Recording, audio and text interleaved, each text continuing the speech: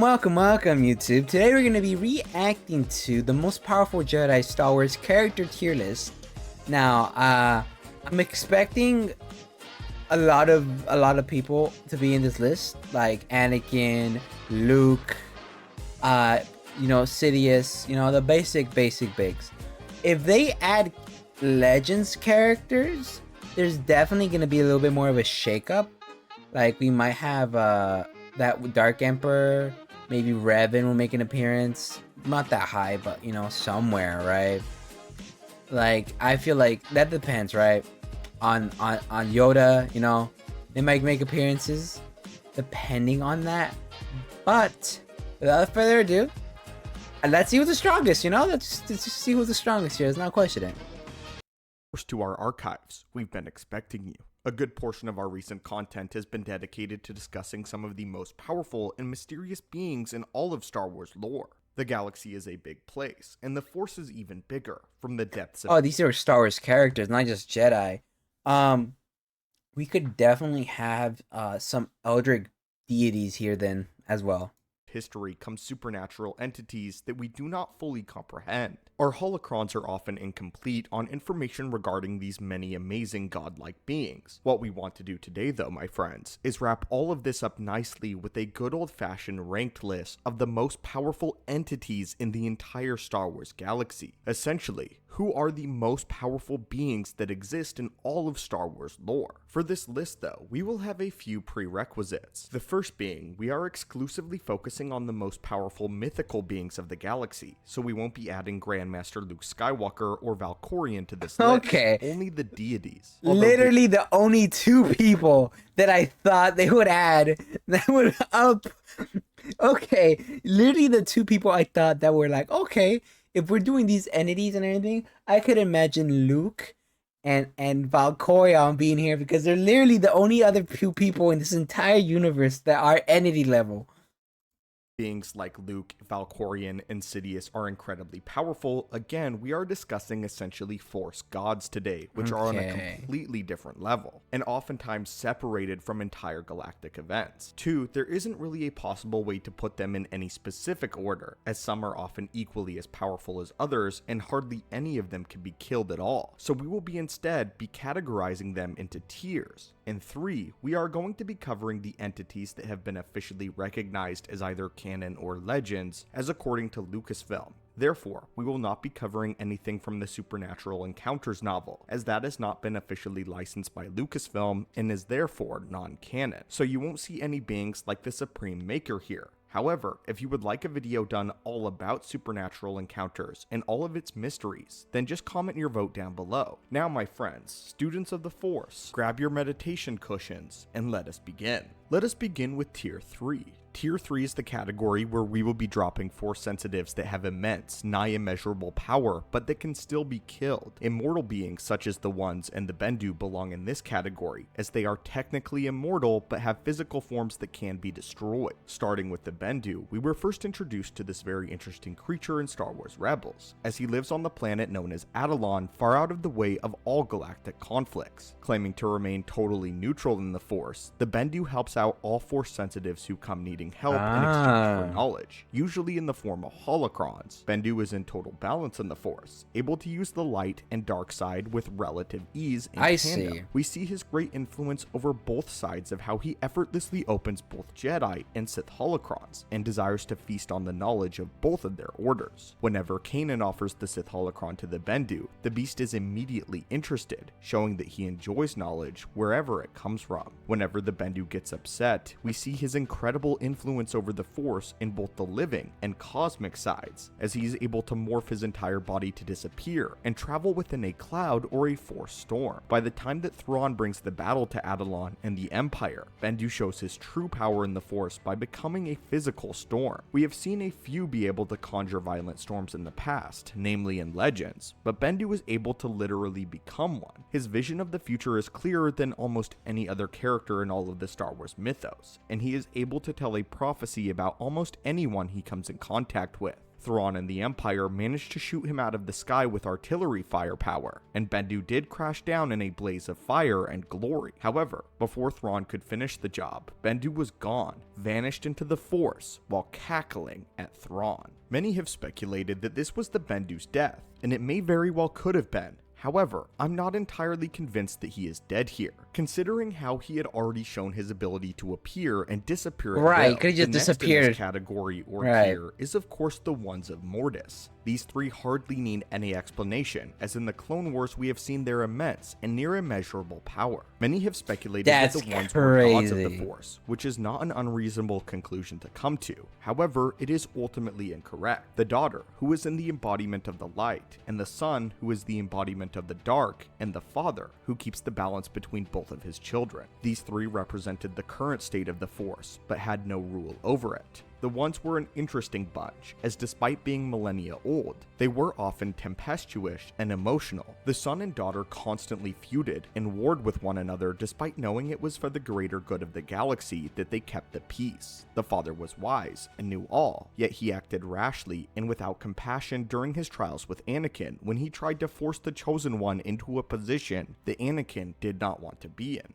The ones exhibit incredible command over the Force, with incredible abilities over Force lightning, Force healing, transformation, interstellar flight, and near invincible levels of Menace. However, I do not think that the ones are entirely immortal, as we have been led to believe in the past. The ones aren't gods, simply a race of people distantly related to the Celestials, these beings that seem to be immune to most mortal ways of damage, but can still die of old age. They do in fact age, just much more slowly than any other being in the galaxy, as seen by the father who was weakened in his older years, and had to bring Anakin in order to take his place and maintain balance. He openly admitted that being on his death's door, the only weapon that can actually kill any of the ones though, is known as the Dagger of Mortis. Speaking of the Celestials, or the ancestors of the ones of Mortis, we decided to place their race in this tier as well, despite the fact that we don't really know all that much about them, other than they were the race who essentially ruled over the Star Wars galaxy in the dawn of its creation. It has been theorized that the Celestials are the ones responsible for the great hyperspace barrier that borders the galaxy itself and seals off the unknown regions. Despite ruling the galaxy for a very long time, one day the Celestials mysteriously vanished. The only traces of their race is the grand machines that they built and the species of the people populating some of the deep core worlds that still have legends of celestial existence. The ancient Rakatan Empire were slaves to the Celestials before leading a revolt against them and creating the Infinite Empire. It is said that what happened to the Celestials and their Rakatans certainly did not kill them all. The timeline of events has been lost to history though.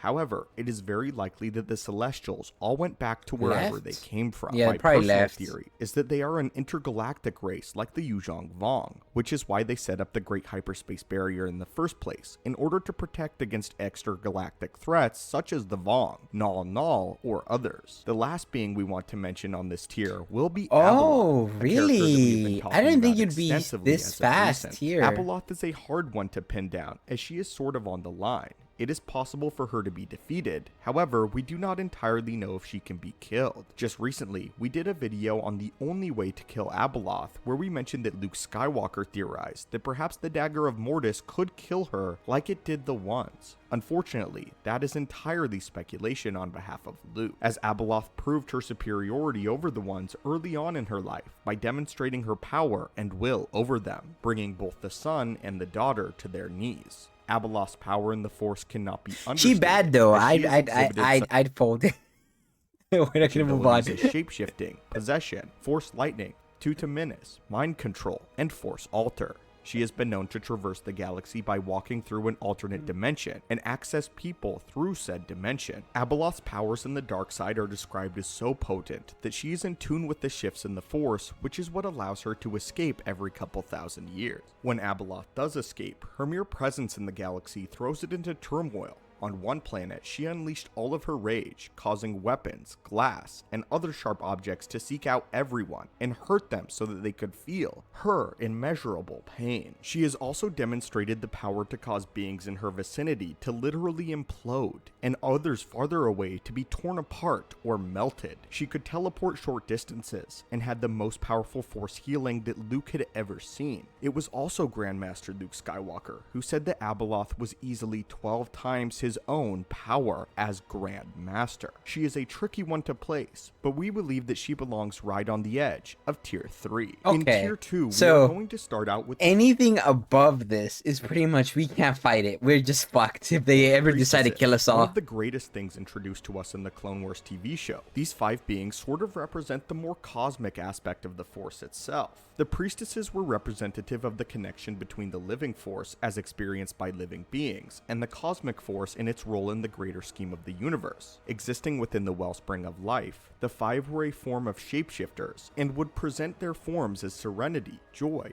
anger, confusion, and sadness. The Force priestesses carry the knowledge of life after death, and are the ones who teach it to Yoda in Season 6 of the Clone Wars, as well as Qui-Gon Jinn. They tell Yoda that they watch over all of those who are powerful in the Force, and are granted him the gift of life after death as a reward for his role in the training of the one that would influence the outcome of the galaxy. Dave Filoni once stated that he believed that the 5 priestesses were once one immensely powerful being that died and achieved life beyond death, splitting herself into 5 beings so as to manifest to the living in a way that they could understand. They lived within the wellspring of life, which was the birthplace of midichlorians and a place that existed between the living as well as the cosmic force in harmony. It is again believed that the priestesses cannot be killed and are eternal beings, which is why we believe that they belong here at Tier 2. Next up, we are going to talk about the deep lore being known as Wutsek, the Force Demon. Wutsek appears only once in classic Star Wars Devil Worlds, and we plan to release a full video about his ancient and nearly unlimited power. To summarize the story of the Force Demon though, Han, Leia, and Chewbacca accidentally stumbled upon a ship in the unknown regions, which contained a group of people who simply called themselves the Five. The Five were an evil-worshipping cult that had access to many powers of sorcery, and used it to torture and kill many different kinds of beings. One of the beings that they were keeping in captivity was a cluster of energy cells that the Five referred to as Wutsek, a Force Demon. According to them, Wutsek and his race of people had been around since the very beginning of the galaxy. Later, when Chewie was escaping, Wutsek communicated telepathically with the Wookiee and requested to be freed. He didn't beg, he didn't command, he simply asked. Against his better judgment, Chewbacca decided to free the being from captivity. Wutsek then proceeded to fly around the ship, killing each of the Five in gruesome ways. Wutsek shredded some while utterly vaporizing others, all while absorbing their very souls into his form so that he could mentally torture them for the rest of eternity. As a move of gratitude, Wutsek allowed Han, Leia, and Chewie to go free. Beyond this one story, there is very little information about the Force Demons or any other of Wutsek's species. I mean, its form is literally the beginning of the galaxy was a strange literally time orbs. for all of these supernatural beings, which leads me to our last entry in Tier 2. Now this looks like some Eldrick. If you were here when we did our Yeah, videos this is on Eldrick. why you should never visit the unknown regions, then you will remember the absolute horrors of this creature. Null was an amorphous gray slime that is believed to be an extra-dimensional being in origin. The slime can move quickly and shapeshift to look like simple creatures. It could split its body and travel in worm-like states, or even grow wings to fly. What makes Null so deadly though, is what it could do to living organisms. The slime would attack its victim and enter their body wherever through the nose, mouth, or even pores if necessary, after which it would proceed to feast on them from the inside, first digesting their brain, and then to the rest of its organs, leaving the victim brittle and a husk. From here, it can completely dominate their body and use it to move around with enough dexterity and precision to even pilot a ship if it needed to. When the body that was currently hosting it rots to the point of uselessness, Null will find another host to inhabit, springing towards their face out of the services of another one. The more biological mass it consumes, Null will grow in size. With all of this time, its intention is to spread. We got like a flood type entity in Star Wars. I didn't know that. What's it called? What was I thinking? I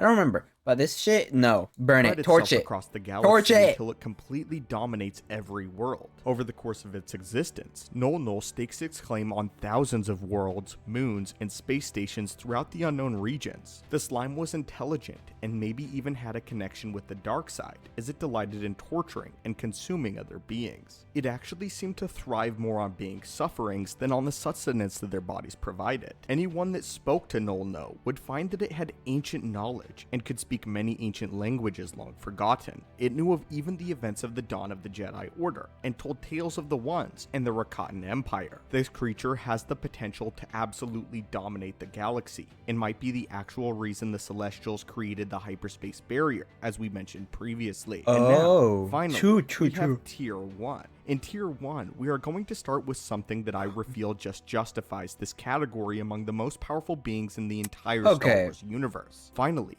we get to the one that I know more than a few of you have spoken of before, appearing only once in classic Star Wars Devil Worlds alongside the story with the Five and the Wutsak. We speak of the Bedlam Spirits. The story begins with Leia being chased by some stormtroopers who have tracked her down to a strange moon-like planet, where they stumble upon 4 unique spirits, who may in fact actually be the gods of the Star Wars universe. They speak in the third person, and squabble amongst each other about who is able to create the best things in all of existence itself. The first, who appears as an ethereal green woman calling herself Talanati, brags about how she has literally created time itself, and speaks of throwing a shape, which basically means that she has created literal mass and forms itself, giving herself a body that resembles a humanoid. She squabbles with the other Bedlam spirits nearby, named Hollerus, who appears as an amorphous violet shape, who claims that unlike hers, his form has subtlety, and treats it like an art form. The third and fourth spirits are black and orange ball of energy named Danda Sine, and a pyramidal-shaped object known as the Splendid App.